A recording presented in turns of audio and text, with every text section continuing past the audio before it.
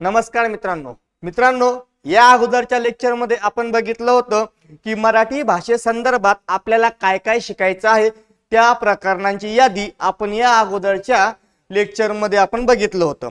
आता आजच्या लेक्चर मध्ये आपल्याला प्रत्यक्षात शिकवायला सुरुवात करायची आहे। आपण मागच्या लेक्चर मध्ये आपल्याला किती धडे शिकायचे आहे त्यात काय काय अभ्यास करायचा हे बघितलं होतं, परंतु आता या लेक्चर मध्ये प्रत्यक्ष आपल्याला शिकवायला सुरुवात करायची आहे। मी आहे विकास गायकवाड आणि आपणास शिकवणार आहे मराठी हा विषय। तर आजच्या या लेक्चर मध्ये आपण बघणार आहोत भाषा विकास याविषयी माहिती, म्हणजे भाषेसंदर्भात आपल्याला काय काय माहिती घ्यायची आहे याविषयी आपल्याला अभ्यास करावा लागणार आहे आणि तो अभ्यास आपण आजपासून सुरुवात करत आहोत। तर विद्यार्थी मित्रांनो बघा, आता या ठिकाणी पहिलं प्रकरण जे आपलं आहे ते आहे भाषा विकास। पहिल्या प्रकरणाचं नाव आपलं आहे भाषा विकास। मग भाषा विकास अभ्यासत असताना आपल्याला काय काय अभ्यास करायचा आहे ते तर आपण बघणार आहोतच, परंतु या ठिकाणी सगळ्यात पहिला प्रश्न असा येतो, तो प्रश्न म्हणजे काय, तर भाषा म्हणजे काय, तर भाषा म्हणजे काय। मग आता या ठिकाणी भाषा म्हणजे काय, तर भाषा म्हणजे काय असतं, तर भाषा म्हणजे अनुभव, विचार, कल्पना, भावना व्यक्त करण्याचे साधन म्हणजेच काय असतं, तर भाषा होय। मग आता अगोदर आपण जर बघितलं तर अगोदरच्या पुस्तकांमध्ये फक्त एकच शब्द असायचा, तो शब्द म्हणजे कोणता होता, तर विचार व्यक्त करण्याचे साधन म्हणजे भाषा होय। परंतु आता अनेक व्याकरणकर्ते तयार होऊ लागलेत आणि मग व्याकरणकर्ते आपल्याच नोट कशा चांगल्या असतील आणि त्याचमुळे या अनेक शब्दांचा या ठिकाणी त्यात अंतर्भाव केला जाऊ लागलाय। अनुभव, विचार, कल्पना, भावना हे सगळं जे आपण व्यक्त करतो ते व्यक्त करणे म्हणजेच काय आहे, तर भाषा होय। आता दुसरा प्रश्न असा येतो परीक्षेमध्ये की भाषा हा शब्द जो आहे, भाषा हा शब्द कसा आला आहे। मग आता याच्यावर आपल्या परीक्षेमध्ये प्रश्न विचारला आहे की भाषा हा शब्द मराठीमध्ये जेव्हा आला तेव्हा तो कसा आला, तर तो आला भाष या संस्कृत धातूपासून तो आलेला आहे। संस्कृत धातूपासून तो आलेला आहे। मग आता मी या ठिकाणी बरोबर लिहिलंय का, तर नाही। का, तर परीक्षेमध्ये भाषा हा शब्द खालीलपैकी कशापासून तयार झाला आहे असे पर्याय देतात आणि या ठिकाणी दाखवतात भाष नंबर 1 ला पर्याय असणार आहे, नंबर 2 ला पर्याय असतो बघा भाष्य, नंबर 3 ला पर्याय असतो भाष्य आणि नंबर 4 ला पर्याय असतो भाषा। आणि मग आपल्याला या ठिकाणी ओळखायचं असतं की आपलं उत्तर नेमकं आहे तरी काय। मग आपलं उत्तर या ठिकाणी काय येणार आहे बघा, आता मी या ठिकाणी भाष लिहिलं आहे, परंतु मी याला या ठिकाणी हलंत दाखवलेलं नाही आणि हा संस्कृत धातू आहे त्यामुळे तो या ठिकाणी आपल्याला हलंत दाखवणं गरजेचं असतं। म्हणजेच आपलं उत्तर काय येणार, आपलं उत्तर नंबर 3 चं जे भाष्य ज्या ठिकाणी श ला हलंत दाखवलेलं आहे ते आपलं या ठिकाणी उत्तर येणार। आता मोठ्या परीक्षांचा जेव्हा आपल्याला अभ्यास करायचा असतो तेव्हा आपल्याला या ठिकाणी भाषेचे वैशिष्ट्य सुद्धा विचारतात। भाषेचे वैशिष्ट्य काय आहेत याच्याविषयी सुद्धा आपल्याला परीक्षेमध्ये विचारलं जातं। मग भाषेची वैशिष्ट्य काय आहेत, तर मग भाषा ही मानवनिर्मित आहे, भाषेला नदी प्रवाहाची उपमा दिलेली आहे, भाषा अभ्यास करत असताना सर्वप्रथम डोळ्यांचा, स्वरयंत्राचा, कानाचा वापर होतो हेही आपल्याला माहित आहे। भाषा ही कालिका न्यायाप्रमाणे बदलत चालते, म्हणजे भाषेमध्ये बदल होत असतो कालिका न्यायानुसार, म्हणजे वेळेनुसार हा बदल होत असतो। मग अशा प्रकारची भाषेची वैशिष्ट्ये हे आपल्या लक्षात ठेवणं गरजेचं आहे। ज्या लहान परीक्षा आहेत, लहान सगळ्याच परीक्षा मोठ्या असतात, परंतु आपल्या दृष्टिकोनातून लहान म्हणजेच काय, पोलीस भरती असेल, शिक्षक भरती असेल, तलाठी भरती असेल, या ठिकाणी त्यांनी एकदा विचारला होता प्रश्न की भाषाला टिंबटिंबची उपमा दिली जाते। मग भाषेला कायची उपमा दिली जाते, तर नदी प्रवाहाची उपमा दिली जाते। मग अशा रीतीनं या ठिकाणी भाषेचे वैशिष्ट्य हेही आपल्याला लक्षात घ्यावे लागतात। 3-4 वैशिष्ट्य लक्षात ठेवायचे की भाषा ही काय आहे, कालानुक्रमाने बदलत चालते। त्यानंतर भाषेमध्ये तुम्हाला कानाचा, स्वर यंत्रांचा, डोळ्याचा वापर केला जातो। भाषेला नदी प्रवाहाची उपमा दिली जाते, ठीक आहे। त्यानंतर भाषा ही ध्वनी निर्मित असून त्याला ध्वनी चिन्हांकित केलं आहे। अशा प्रकारचे वैशिष्ट्य आपल्या ठिकाणी लक्षात ठेवावे लागतात। त्यानंतर बघा, आता या ठिकाणी भाषा विकास झाल्यानंतर आपण बघूयात पुढचं पेज, ते म्हणजे भाषेचे प्रकार। आता भाषेचे प्रकार किती आहेत हे आपल्याला माहित असणं आवश्यक आहे। परीक्षेमध्ये याच्यावर प्रश्न विचारला आहे की भाषेचे प्रकार किती आहेत, तर भाषेचे मुख्य प्रकार किती आहेत, 2 आहेत। किती आहेत, 2 आहेत। कोणकोणते आहेत, तर एक आहे बघा नैसर्गिक भाषा। कोणती भाषा आहे, नैसर्गिक भाषा। या ठिकाणी नैसर्गिक भाषा दाखवला आहे, त्यालाच म्हणतात स्वाभाविक भाषा। आणि नंबर 2 आहे सांकेतिक भाषा, त्यालाच आपण म्हणतो कृत्रिम भाषा। कोणती भाषा, कृत्रिम भाषा। मग आता या नैसर्गिक भाषेमध्ये आपल्याला काय काय अभ्यासाचं असतं आणि सांकेतिक भाषा, कृत्रिम भाषा यामध्ये आपल्याला काय अभ्यासाचं असतं। आता नैसर्गिक भाषा म्हणजे जी भाषा शिकवावं लागत नाही, जी निसर्गातच देणगी आपल्याला प्राप्त झालेली असते, त्याला म्हणतात नैसर्गिक भाषा। आणि सांकेतिक भाषा किंवा कृत्रिम भाषा म्हणजे जी मानवानं जाणीवपूर्वक निर्माण केलेली आहे अशी भाषा म्हणजे कोणती भाषा, तर सांकेतिक भाषा होय। मग आता या ठिकाणी नैसर्गिक भाषेमध्ये आपल्याला या ठिकाणी लक्षात घ्यावं लागतं की नैसर्गिक भाषेमध्ये काय, तर नैसर्गिक भाषेमध्ये आवाज, त्यानंतर हालचाल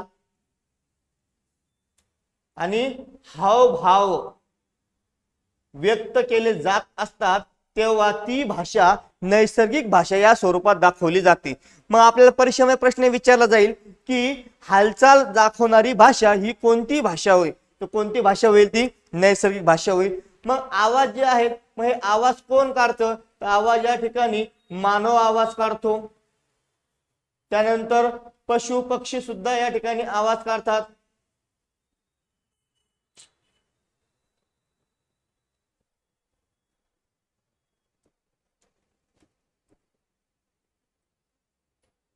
या ठिकाणी पशु आवाज काढतात, ठीक आहे। मानव, पशु, पक्षी या ठिकाणी काय करत असतात, आवाज काढत असतात। त्यानंतर या ठिकाणी हालचाल आहे बघा। आता हालचाल कुठे कुठे होते, तर हालचाल या ठिकाणी बघा, या ठिकाणी हालचाल कशामध्ये होते, तर हालचाल होते पाणी, त्यानंतर बघा वीज, त्यानंतर पान, त्यानंतर पंख यांची काय होत असते, तर हालचाल होत असते। म्हणजे पाणी, वीज, पान, पंख या स्वरूपात जो काही बदल होत असतो तो बदल सुद्धा आपल्याला या ठिकाणी नैसर्गिक भाषेमध्ये दाखवलेला असतो। त्यानंतर बघा पुढे दाखवलेला आपला हावभाव। आता हावभावाची भाषा सुद्धा काय असते, तर ही सुद्धा भाषा असते नैसर्गिक भाषा किंवा स्वाभाविक भाषा। आता हावभावामध्ये आपल्याला माहित आहे नेत्रपल्लवी भाषा म्हणजेच नेत्राची भाषा आहे। त्यानंतर आपण हातवारे करतो, मग हातवारे ही सुद्धा काय आहे, तर ही सुद्धा आपली आहे नैसर्गिक भाषा। म्हणजे आपण हातवारे करतो, असं केलं की त्याला समजतं जायचं इथून, असं केलं इकडे ये, तिकडे केलं काय होतं आपल्याला तिकडे जाय। म्हणजेच या ठिकाणी हातवारे असतील, नेत्र असतील, ठीक आहे, पान असेल, पंख असेल, या सगळ्या ज्या आहेत या सगळ्या गोष्टी आपल्याला नैसर्गिक भाषेमध्ये पाहाव्यास मिळतात। आता त्यानंतर बघा सांकेतिक भाषा आहे, सांकेतिक भाषा, कृत्रिम भाषा आहे। तर सांकेतिक भाषेमध्ये आपल्याला या ठिकाणी लक्षात काय घ्यायचंय बघा, सांकेतिक भाषेमध्ये सांकेतिक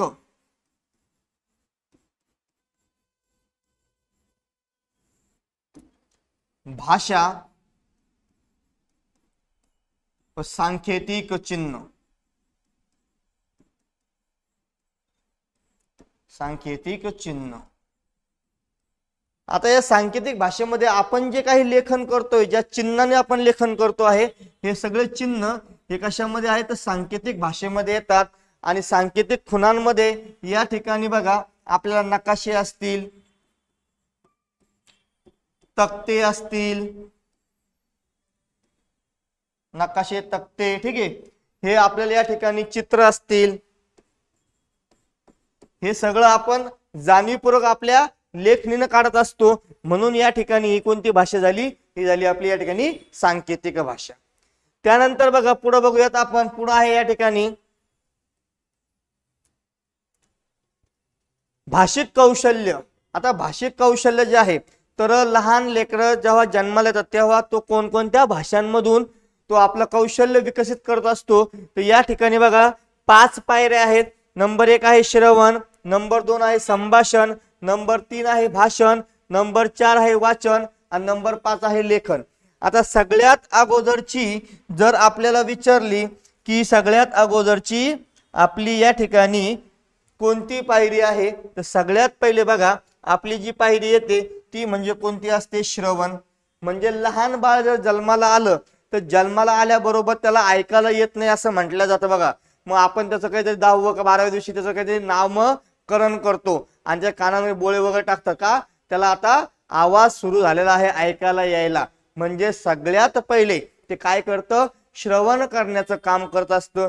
मग काही दिवसानंतर बघा जसं 2-3 महिने व्हायला सुरुवात होतात तसं ते लेकरू आपण त्याला चिटकी जर वाजवली तर ते काय करतं? ते बी आपल्याला असं पोटानं मानेनं काय करतं? इशारा करतं किंवा ते हसतं बघा. म्हणजेच त्या ठिकाणी आपण त्यासोबत बोलतो तेव्हा ते आपला रिॲक्ट करतं. म्हणजे आपलं त्या ठिकाणी चालू होतं संभाषण. काय चालू होतं? संभाषण चालू होतं. आणि मग काही दिवसानंतर ते आपल्यासोबत बोलायला लागतं तेव्हा ती झाली आपली भाषण करण्याची पायरी. त्यानंतर पुढं बघा पुढची पायरी येते मग वाचनाची. मग ते स्वतः वाचायला लागतं कारण की लेकरू लगेच वाचायला लागत नाहीये. कारण की त्याला श्रवण ते ऐकतं काही शब्द आत्मसात करतं. अगोदर ते फक्त आपल्याला चेहऱ्याला आपल्या गोष्टीला रिॲक्ट करत असतं. नंतर मात्र ते बोलायला लागतं. तो पण त्याला शिकवण्याची गरज नसते जाणीवपूर्वक. आणि नंतर मग ते आपण म्हणतो तर आता वाचन शिकून घे. मग ते वाचायला लागतं. आणि मग सगळ्यात शेवटी काय येतं? सगळ्यात शेवटी येतं लेखन. काय येतं? लेखन येतं. लेखन ही सगळ्यात शेवटची पायरी आहे लेखन. लिहिताना उलट लिहिलं कारण खालून वर जायचंय आपल्याला म्हणून या ठिकाणी असं दाखवलं आहे. मग आपल्याला एक प्रश्न मागच्या वेळेस विचारला होता 2021-22च्या पोलीस भरती पेपर मध्ये की ज्ञानाची भांडार किल्ली कोणत्या कौशल्यास म्हणतात? ज्ञानाची भांडार किल्ली कोणत्या कौशल्यास म्हणतात? तर याचं उत्तर काय आहे? वाचन. काय आहे?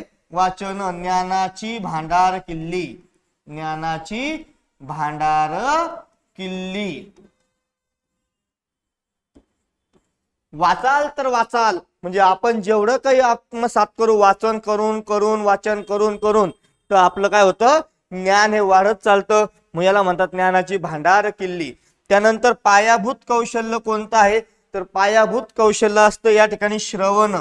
पायाभूत कौशल्य हे तुमचं आहे श्रवण. आणि शिखरभूत कौशल्य कोणतं आहे? हे आहे लेखन. तर हे आपल्याला या ठिकाणी माहित पाहिजे. शिखरभूत कौशल्य. आता या ठिकाणी याच्यामध्ये मग श्रवण मध्ये कोणते? अपश्रवण आहे, अर्धश्रवण आहे, अश्रवण आहे. याच्यामध्ये आहे मग अपश्रवण म्हणजे काय? चुकीचे ऐकणे. अर्धश्रवण म्हणजे काय? अर्धवट ऐकणे. ठीक आहे. त्यानंतर अश्रवण म्हणजे ऐकायचंच नाही. तर हे असं याच्यामध्ये दिलेलं आहे परंतु एवढी आपल्याला या ठिकाणी गरज नाही. म्हणून आपण या ठिकाणी जेवढं आपल्या परीक्षेत विचारलं जातं त्या अनुषंगाने आपण या ठिकाणी बघितलं. आता आपण बघूयात पुढचं आहे ते म्हणजे काय? तर बघा भाषेचे विविध रूपे. आता भाषेचे विविध रूपे यालाच भाषेचं विविध स्वरूप असे म्हणलं जातं. आता पाठीमागे पोलीस भरतीचा पेपर झाला त्या पेपर मध्ये विचारलं होतं की भाषेचे स्वरूप खालीलपैकी कोणकोणते आहे असं काही प्रश्न विचारला होता. ते या अनुषंगाने दाखवलं बघा त्यांनी. मग भाषेचे विविध रूपे किती रूपे दाखवले? या ठिकाणी 7 रूपे दाखवले. किती रूपे दाखवले? 7 रूपे या ठिकाणी दाखवले. रूपे म्हणजे पैशाचे रूपे नाही. तर या ठिकाणी या भाषेचे विविध रूपे दाखवलेले आहेत. मग बघा सर्वप्रथम आपल्याला या ठिकाणी दाखवलं आहे काय? दाखवलं आहे तर मातृभाषा. आता मातृभाषा म्हणजे कोणती भाषा? तर मातृभाषा म्हणजे आईच्या तोंडची भाषा. आईच्या मुखाची भाषा. म्हणजे आईच्या मुखाची भाषा म्हणजे तिचं लेकरू जे आहे ती भाषा कोणतं शिकणार आहे? तर आपल्या घरातील आपली आई जी भाषा बोलते तीच भाषा ते लेकरू बोलणार आहे. कारण की ते पोटात असताना आईच्या 9 महिने आणि पोटाच्या बाहेर आल्यानंतर सुद्धा त्याला जवळपास वर्ष 1.5 वर्ष हे आईच्या साधनेतच ते राहत असतं. म्हणून आई जी भाषा बोलणार त्याच भाषेचा प्रभाव हा त्या मुलावर पडत असतो. म्हणून आईच्या मुखाची भाषा म्हणजेच ती कोणती भाषा असते? तर मातृभाषा असते. त्यानंतर बघा बोली भाषा या ठिकाणी आपल्याला दाखवलं आहे. मग बोली भाषा म्हणजे काय? तर आता आपण बोलत असताना आपल्याला बोलणं तर गरजेचं आहे. मग आपण दैनंदिन जीवनामध्ये किंवा दैनंदिन व्यवहार करण्याची भाषा, व्यवहाराची भाषा, दैनंदिन व्यवहाराची भाषा म्हणजे आपण ज्या वेळेस घराच्या बाहेर पडतो त्यावेळेस आपल्या आजूबाजूचा जो समाज असतो त्या समाजाच्या अनुषंगाने आपल्याला दैनंदिन जीवन जगावं लागत असतं. मग दैनंदिन व्यवहार करण्याची जी भाषा असते त्याला काय म्हणतात? त्याला म्हणतात बोली भाषा. त्यानंतर बघा प्रादेशिक भाषा या ठिकाणी आपल्याला दाखवले बघा प्रादेशिक भाषा. आता या ठिकाणी प्रादेशिक भाषा म्हणजे काय तर एखाद्या प्रदेशामध्ये जी भाषा बोलल्या जाते त्या भाषेला म्हणतात प्रादेशिक भाषा. मग महाराष्ट्र शासनानं काय केलं आहे तर या भारतामध्ये अनेक जातीचे लोक, अनेक धर्माचे लोक, अनेक पंथाचे लोक या ठिकाणी राहत होते आणि भाषेला खूप मोठं महत्व या स्वातंत्र्याच्या पूर्वी आलेलं होतं. म्हणून काय केलं तर बरेच असे राज्य आहेत, 28 घटक राज्य सुरुवातीला म्हणजे आता मध्यंतरी होते, परंतु आता त्यात पुन्हा कमी जास्तपणा करून संघराज्य 7 होते, त्यात पुन्हा एक वाढ केली, 8 केले. पुन्हा असे जे राज्य आणि संघराज्य यांची रचना केलेली आहे त्या राज्यांमध्ये कोणती भाषा ही प्रामुख्याने बोलली जाते तर ती कोणती असते प्रादेशिक भाषा. म्हणजे महाराष्ट्र हा एक प्रदेश आहे, गुजरात हा एक प्रदेश आहे, तर मग महाराष्ट्र प्रदेशाची भाषा कोणती आहे ते आहे प्रादेशिक भाषा. ती कोणती आपली मराठी. म्हणजे ठराविक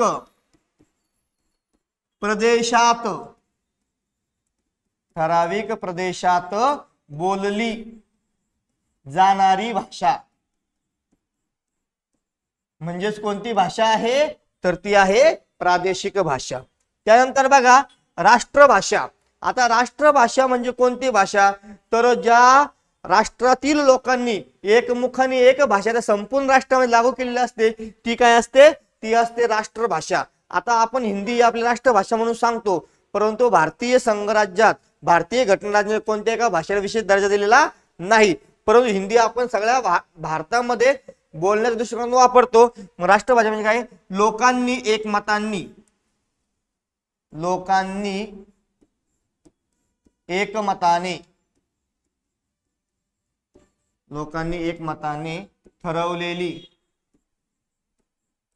एकमताने ठरवलेली भाषा म्हणजेच कोणती भाषा असते राष्ट्रभाषा असते. त्या राष्ट्रातील म्हणू आपण त्या राष्ट्रातील म्हणजे एखादं राष्ट्र जे आहे त्या राष्ट्रातील लोकांनी स्वयंमताने जी भाषा स्वीकारायची कोणती असते तर राष्ट्रभाषा असते. त्यानंतर बघा राजभाषा. आता राष्ट्रभाषा आणि राजभाषा या ठिकाणी बऱ्याच विद्यार्थ्यांचं काय होत असतं तर थोडं कन्फ्युजन होत असतं. तर या ठिकाणी बघा आता राजभाषा जी आहे तर राजभाषा आणि राष्ट्रभाषात फरक काय आहे तर राष्ट्रभाषा म्हणजे लोकांनी ठरवलेली एकमुखाने जी भाषा असते पूर्ण राष्ट्रभर ती आहे तुमची राष्ट्रभाषा. आणि राजभाषा म्हणजे काय तर राजभाषा म्हणजे केंद्र शासन त्याचा जो व्यवहार आहे केंद्र शासन जो व्यवहार पार पाडत असतो त्या व्यवहाराची भाषा म्हणजे कोणती भाषा असते राजभाषा. केंद्र व्यवहार भाषा म्हणजेच कोणती भाषा तर ती असते राजभाषा. कोणती भाषा असते राजभाषा असते. त्यानंतर बघा प्रादेशिक राजभाषा. आता प्रादेशिक राजभाषा म्हणजे काय तर प्रदेशानुसार आता महाराष्ट्र शासन आहे तर महाराष्ट्रामध्ये महाराष्ट्र शासन काय करतं तर महाराष्ट्राच्या जनतेसाठी जो काही राज्यकारभार हा केला जातो महाराष्ट्र स्तरावर तर ती जी भाषा असते ती कोणती भाषा असते प्रादेशिक राजभाषा म्हणून ती ओळखल्या जाते. आणि सगळ्यात शेवटी या ठिकाणी आपल्याला दिसतं आहे ते म्हणजे काय तर ते म्हणजे आहे प्रमाण भाषा. मग प्रमाण भाषा म्हणजे काय तर प्रमाण भाषा म्हणजे ज्या भाषेला प्रमाणित स्वरूपात दाखवलेलं असतं जसं वर्तमानपत्र असेल, रेडिओ असेल, दूरदर्शन असेल, पुस्तके असतील, वाङ्मय असतील, ग्रंथ असतील, यात जी भाषा वापरलेली आहे त्या भाषेला काय म्हटलं जातं तर प्रमाण भाषा असं म्हटलं जातं. तर ही झाली आपली या ठिकाणी भाषेची विविध रूपे. तर किती रूपे आहेत 7 रूपे आहेत. त्यानंतर बघा आता पुढे बघूयात भारतीय भाषा 2 गटात विभागल्या गेल्या आहेत. माझा कोणते 2 विभाग आहेत इंडो युरोपियन इंडो आर्य भाषा गट आणि एक आहे द्रविडियन भाषा गट. आता आपल्याला माहित आहे की भारतामध्ये दक्षिण भारत आणि उत्तर भारत आणि पूर्वांचल साईडला पूर्व भारत असं आपण भारताचं काय करत असतो तो वर्गीकरण करत असतो. मग या ठिकाणी शक्यतो जर बघितलं आपण तर उत्तर भारतामध्ये ज्यात महाराष्ट्रही दाखवलेला आहे गुजराती दाखवलेला आहे या भारतामध्ये इंडो आर्य भाषा बोलल्या जातात. मग इंडो आर्य भाषा बोलणारे गट कोणता आहे तर त्याच्यामध्ये बघा या ठिकाणी आपल्याला दाखवलं जातं नंबर 1 म्हणजे ते आहे या ठिकाणी काय मराठी भाषा असेल, हिंदी भाषा असेल, त्यानंतर पाली भाषा असेल, गुजराती भाषा असेल, बंगाली भाषा असेल, पाली भाषा असेल, पाली वर गेलं वाटतं आपण, ठीक आहे, पाली वर आहे, पंजाबी असेल, हरियाणी भाषा असेल, ठीक आहे. तर या ज्या भाषा आहे, या भाषा बोलणारा जो भाषा गट आहे त्याला म्हणलं जातं इंडो युरोपियन भाषा गट. जे वायव्य भारतातून आलेले जे लोक होते त्यांनी ही भाषा या ठिकाणी सुरू केलेली भाषा होती आणि मग त्याला इंडो युरोपियन भाषा गट असं म्हणलं. त्याच्या पितृस्थानी काय असतं तर संस्कृत भाषा असते. कोणती भाषा असते? संस्कृत भाषा असते. या संस्कृत भाषेपासून या भाषा आपण या ठिकाणी दाखवलेल्या आहेत. म्हणून या ठिकाणी या इंडो युरोपियन भाषा गट. आणि द्रविडियन भाषा गट जर म्हणायला गेलं तर द्रविडियन भाषा गट म्हणजे कोणता भाषा गट तर या ठिकाणी जे साऊथ मध्ये जे राज्य आहेत जे प्रामुख्याने कोणती भाषा आहे? तमिळ भाषा आहे, त्यानंतर तेलुगू भाषा आहे, त्यानंतर मल्याळम भाषा आहे आणि एक आहे कानडी भाषा. कोणती भाषा आहे? कानडी भाषा. त्यानंतर बघा या ज्या भाषा आहेत या भाषा ज्या ठिकाणी बोलल्या जातात त्या भाषांचा गट कोणता आहे? द्रविडियन भाषा गट आहे. मग परीक्षेमध्ये आपला प्रश्न विचारला जातो. प्रश्न असा असतो की तमिळ भाषा ही भाषा गटामध्ये कोणत्या गटात येते? इंडो युरोपियन, इंडो आर्य भाषा गट, द्रविडियन भाषा गट यापैकी नाही. उत्तर काय येईल आपलं? द्रविडियन भाषा. म्हणजे आपल्याला हे या ठिकाणी माहित असणं गरजेचं आहे. त्यानंतर बघा पुढे बघूयात आपण. आता पुढे काय दाखवलं बघा या ठिकाणी आपल्याला भारतामध्ये टिंब बोली भाषा बोलल्या जातात. आता या ठिकाणी भारतामध्ये किती बोली भाषा बोलल्या जातात हे आपल्याला या ठिकाणी विचारलं बघा. तर किती बोलल्या जातात? 1652 बोली भाषा या बोलल्या जातात. किती बोलल्या जातात? 1652.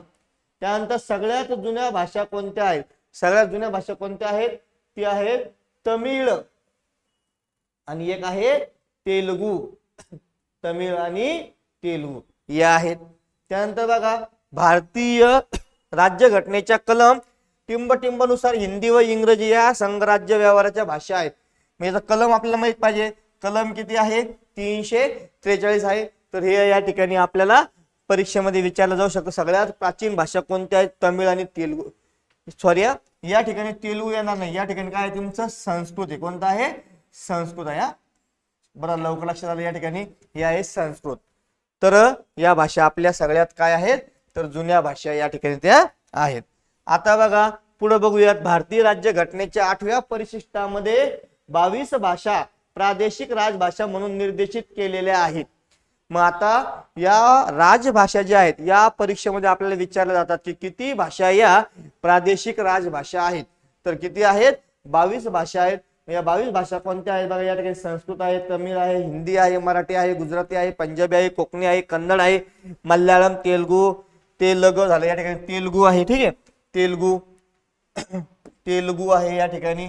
त्यानंतर बंगाली, आसामी, काश्मीरी, ओरिया, सिंधी, नेपाळी, उर्दू, मैथली, बोडो, संताली, डोंगरी आणि मैथली एवढ्या 22 भाषा या काय आहेत? तर भारतीय काय आहेत? राजभाषा म्हणून ओळखल्या जातात.